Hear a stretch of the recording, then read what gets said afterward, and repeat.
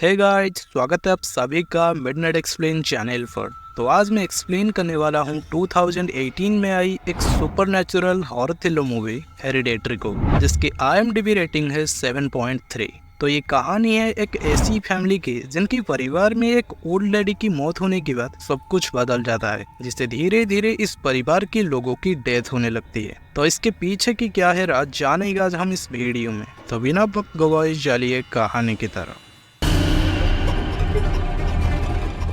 तो मूवी की opening scene में हम एक मिनिएचर हाउस को देखते हैं, जहां कैमरा जूम होने पर हम उसके अंदर एक फैमिली को देखते हैं, जहां एनी अपनी पति स्टीव के साथ अपनी 2 बच्चों के साथ रहती है, जिनका नाम है पीटर और चार्ली। पीटर की उम्र 16 साल था और चार्ली 13 साल की थी। और इनकी फैमिली में सबसे एल्डर थी एनी की मम एलन, जिनकी हाल ही में ही मौत हो चुकी थी। और एनी अपनी फैमिली के साथ उनकी फ्यूनरल में गई थी, जहां पर एनी नोटिस करती है कि फ्यूनरल में कई ऐसे लोग आए थे जिन्हें वो आज से पहले कभी नहीं देखा था। और उसी दौरान चार्ली काफी अजीब हरकत कर रही थी, जैसे कि वो अपनी मुंह से काफी अजीब साउंड निकाल रही थी, कुछ ऐसे।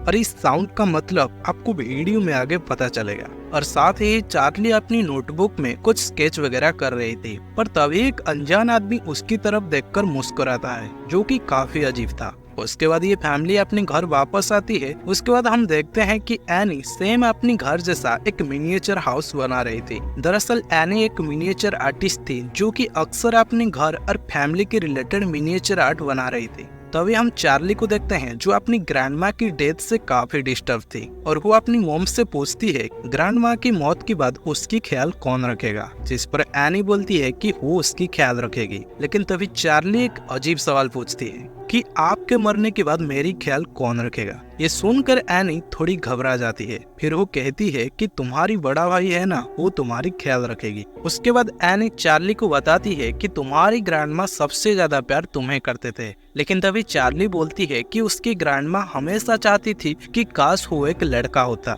और दोस्तों, इस लाइन के पीछे एक बहुत बड़ी राज छुपी है, जो आपको वीडियो में आगे पता चलेगा। और उसके बाद एनी चार्ली को सुलाने के बाद अपनी माँ की चीजों को देख रही थी, जहाँ उसे अपनी माँ की एक चिट्ठी मिलती है, जिसमें लिखा हुआ था कि मुझे दुख है कि मैं तुम्हें बहुत सी बातें बता नहीं पाई, लेकिन हमारी सैक्रिफाइस कभी बेकार नहीं जाएगा और इन सब की बदले तुम्हें रिवॉर्ड जरूर मिलेगी। ये सब पढ़ने के बाद एनी गुस्से में उस चिट्ठी को फेंक देती है और लाइट बंद करके जाने लगी। लेकिन तभी उसे घर की कोने में अपनी मॉम की स्पिरिट दिखता है, पर लाइट ऑन करने पर वहाँ कुछ भी नहीं थी। इसके बाद हम एक मिनिएचर आर्ट को देखते हैं, जिसमें चार्ली को ब्रेस्ट फीड एनी की मॉम एलन कर रही थी, जो कि काफी अजीब था। फिर अगले दिन हम चार्ली को देखते हैं, जो अपनी क्लासरूम में बैठा होता है। तभी एक कबूतर उस क्लासरूम की खिड़की से टकराकर मर जाती है, और चार्ली सबकी नजरों से बचते हुए उस कबूतर की सिर को काट कर अपनी जेब में रख लेती है। दूसरी तरफ हम स्टीव को देखते हैं, जिससे कॉल के जरिए पता चलता है कि एलन की लाश को किसी ने ग्रेवयार्ड से चुरा लिया है, जो उसे काफी अजीब लगता है। लेकिन ये बात वो एनी को बताकर परेशान करना नहीं चाहती थी, इसीलिए वो उसे नहीं बताती है। उसके बाद एनी अपने पति को झूठ बोलकर एक काउंसलिंग सेशन में जाता है।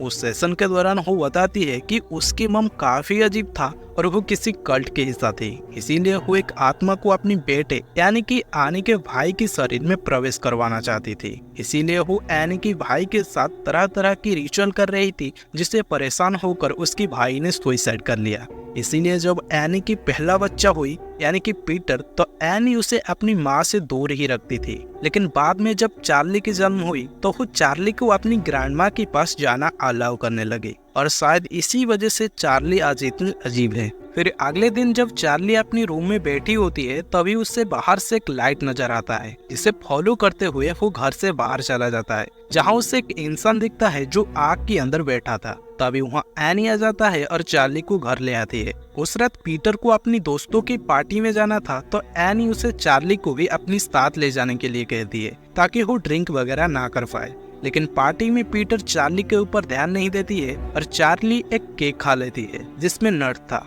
और क्योंकि चार्ली को नट से एलर्जी थी, जिस वजह से उसकी दम घुटने लगती है। और जब पीटर को ये पता चलता है, तो वो तुरंत उसे गाड़ी में बैठा के हॉस्पिटल की तरफ जाने लगती है।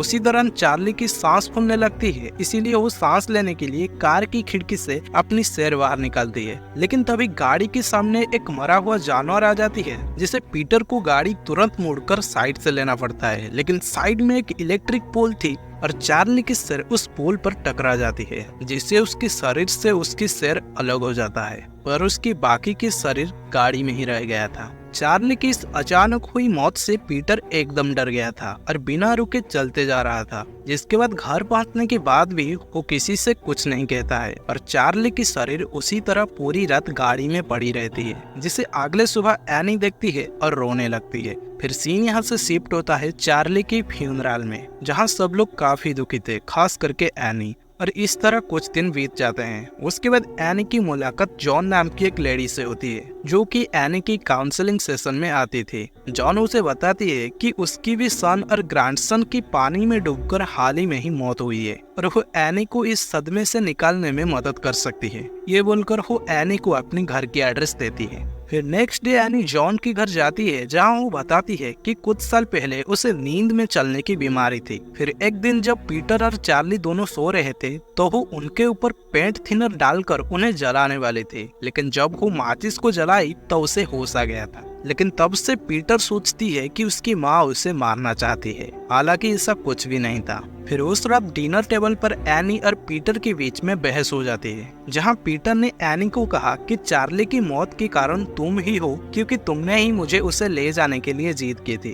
और एनी चार्ली की मौत की सारा इल्जाम पीटर पर डाल रही थी। लेकिन तभी स्टीव उन दोनों को शांत करते हैं। फिर नेक्स्ट डे एनी की मुलाकात दोबारा जॉन से होती है, जो कि आज बहुत खुश दिख रहा था और वो बोलती है कि वो किसी सियोन से प्रक्रिया की मदद से मरे हुए लोगों से बात कर सकती है। उसके बाद वो एनी को अपने घर ले आती है और वो एनी को अपनी बेटे के साथ बात करके दिखाती है, जिसके बाद एनी भी चार्ली के साथ बात करने के लिए स्टीव और पीटर को भी ऐसा करने के लिए कहती है। और फिर चार्ली की आत्मा से कनेक्ट करने की दौरान वहाँ की सारी चीज हिलने लगती है। तभी अचानक एनी चार्ली की आवाज में बोलने लगती है, जिसे देखकर पीटर काफी डर जाता है और स्टीव एनी के ऊपर पानी डालकर उसे होश में लाते हैं। फिर सब कुछ नॉर्मल हो जाता है। फिर अगले दिन पीटर जब स्कूल में होता है तो उसे क्लास में वही लाइट दिखाई देती है जो लाइट हमेशा चार्ली के आसपास होती थी।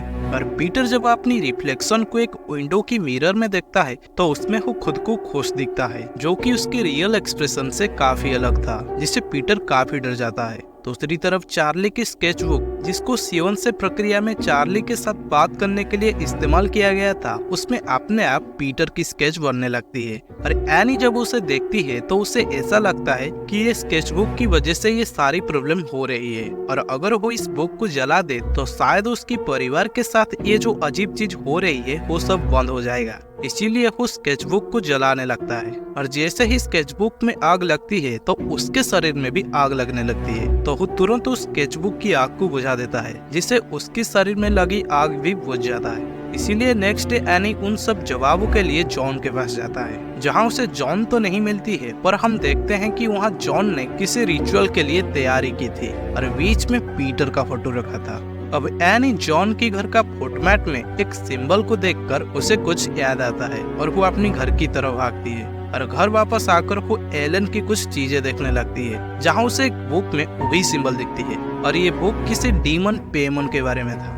और दोस्तों यहीं पर इस मूवी की सारी राज खोलती है। तो असल में एनी की माँ एलन किसी कल्ट की मेंबर थी, जो कि इस डीमन को एक मेल बॉडी में प्रवेश करवाना चाहते थे। इसीलिए एलन ने पहले अपने बेटे के अंदर इस डीमन को डालने की कोशिश की, लेकिन जब वो सुसाइड कर लिया तो उस डीमन को एक शरीर चाहिए थी। लेकिन एनी को अपनी माँ पर शक हो गया था, इसीलिए वो पीटर को उसे दूर ही रखती थी। और क्योंकि पेमन एक मेल है तो उसे सिर्फ मेल बॉडी ही चाहिए थी, लेकिन फिर भी एलन ने उसे चार्ली की बॉडी में डाल दी। इसीलिए चार्ली हमेशा कहती थी कि उसकी ग्रैंडमा एक लड़का चाहते थे, ना कि एक लड़की, क्योंकि पेमन को एक मेल बॉडी ही चाहिए थी। और शायद इसी वजह से चार्ली भी काफी अजीब था। उसके बाद एनी को एलन के सामान में कुछ फोटोज मिलती है, जिसमें एलन और जॉन साथ में थे, यानी कि जॉन भी इस कल्ट की मेंबर है और वो जानबूझकर एनी के साथ दोस्ती करी थी, क्योंकि इस कल्ट का प्लान था पीटर की बॉडी में उस डीमन को लाना। उसके बाद जब एनी एटिक में जाकर देखती है तो वहाँ उसे एलन की लाश मिलती है जिसकी सिर गायब थी और यहाँ पर भी पेमन की सिंबल खून से बनी हुई थी। अब यहाँ पर एलन की बॉडी कैसे आई? तो आपको याद होगा कि स्टीव के पास एक कॉल आया था कि ग्रेवयार्ड से एलन की बॉडी गायब थी और ये सब हो कल्ट वाले लोगों ने किया होगा।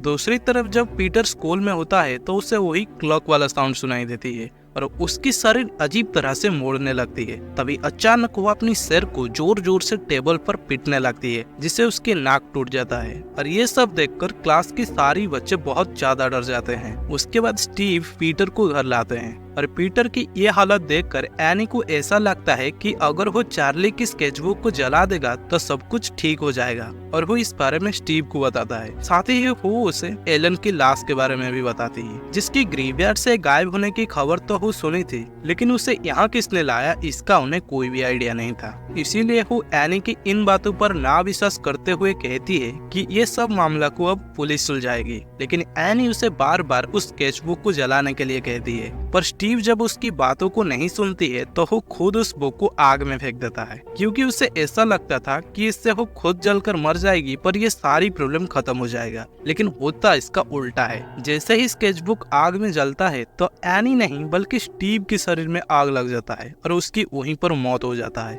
यानी कि वो सी प्रक्रिया में स्टीव भी उस स्केचबुक के साथ कनेक्ट हो गया था। ये सब देखकर एनी कुछ भी समझ नहीं पाता है। तभी एक लाइट एनी की बॉडी में एंटर होती है जिससे वो पजेस होकर अजीब हरकत करने लगती है। तभी पीटर को होश आता है और जब वो नीचे आता है तो अपने पिता की जले हुए लाश को देखता है। पर तभी अचानक पजेस एनी पीटर को मारने के लिए उसके पीछे पड़ जाता है जिससे बचते हुए पीटर वो एटिक में जाकर छुप जाता है। बाहर एनी पागलों की तरह अपनी सिर को पटक रही थी और तभी अचानक एटिक के अंदर पीटर को एनी देखती है जो कि एक वायर से अपनी सिर को धड़ से अलग कर रही होती है। इसके अलावा वहाँ कुछ नंगे पुंगे लोग भी थे और पीटर ये सब देखकर बुरी तरह डर गया था और वो खिड़की से नीचे कूद जाता है। तभी एक लाइट पीटर की बॉडी में जाता है और ये वही लाइट थी जो हमेशा चार्ली के आसपास होती थी। यानी कि पीटर के अंदर फाइनली वो पेमन डीमन प्रवेश कर गया था और पीटर तभी एनी की बिना सिर वाली बॉडी को हवा में उड़ते हुए ट्री हाउस के अंदर जाते हुए देखता है जिसके पीछा करते हुए वो खुद उस ट्री हाउस के अंदर जाता है जहाँ उसे वो कल्ट की सारे लोग दिखते हैं जो कि पेमन डीमन की पूजा कर रहे थे। तभी वहाँ जॉन आकर पीटर को एक मुकुट पहनाता है और वो कहता है कि आखिरकार हम आपको एक मेल बॉडी देने में कामयाब हो गए। और तभी सारे लोग हेल्प वीमन चिल्लाते हैं जिससे हमें पता चलता है कि आखिरकार ये कल्ट के लोग पेमन को पीटर की बॉडी में प्रवेश करवाने में कामयाब हुए।